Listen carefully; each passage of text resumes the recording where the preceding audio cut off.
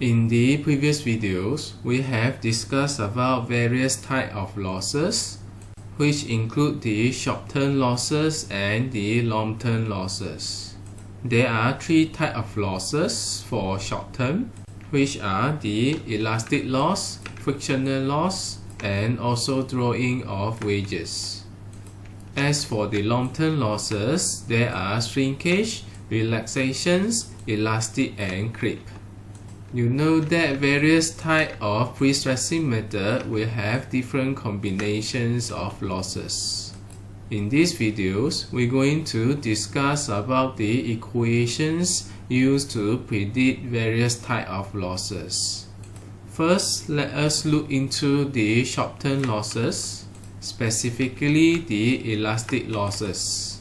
If you see the combinations for the elastic losses, the pretensioned member has the elastic losses, and also post-tension member where the tendons is stressed successively has the elastic losses.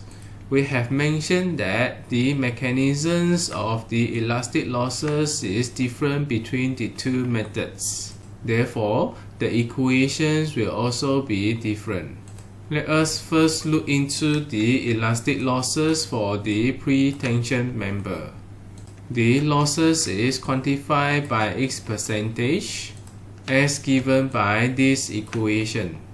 The equation seems to be quite complicated, but you can see that there is a repeating parameters within the equation. The multiply with 100% is meant for the quantifications of the percentage. Now let us look into the parameters one by one. First is the elastic of modulus of the steel, which for the steel tendon it will be 195 gigapascal.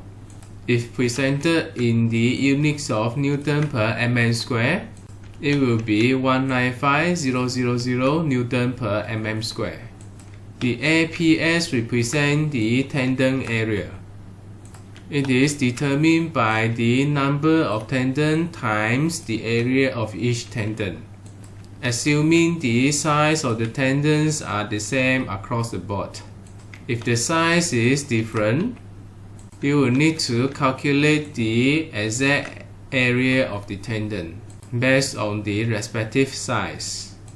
These two represent the properties of the steel, while the rest represent the properties of the concrete and the section. There will be an area here. This is the area of the concrete section. Careful and not to be confused with the area with the steel tendon. There will be eccentricity and also second moment of inertia. All these represent the geometrical property of the cross section of this beam section. Next will be the Ecmt. This represents the elastic modulus of the concrete at a certain instance that you intend to calculate the elastic losses.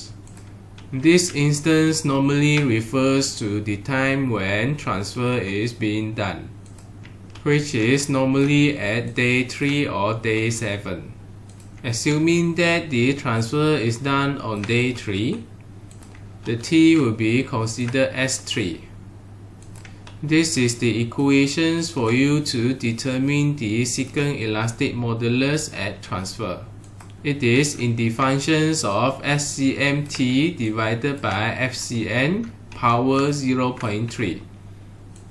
You know FCM is the mean compressive strength of the concrete, which can be determined from this formula FCK plus 8. And the FCMT can be determined from this formula, also in the functions of FCM. Within this exponential function, there is a parameter s here, which is defined by the cement type. For cement type S, the s will be equals to 0.3s. For cement type N, the s will be equals to 0.25.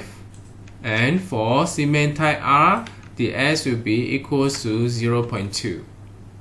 What you see here, Fcmt is in the functions of Fcm, which is multiplied with another functions to represent the instantaneous mean concrete strength of the section. As for the secant elastic modulus at transfer, it is in the functions of the secant elastic modulus of concrete.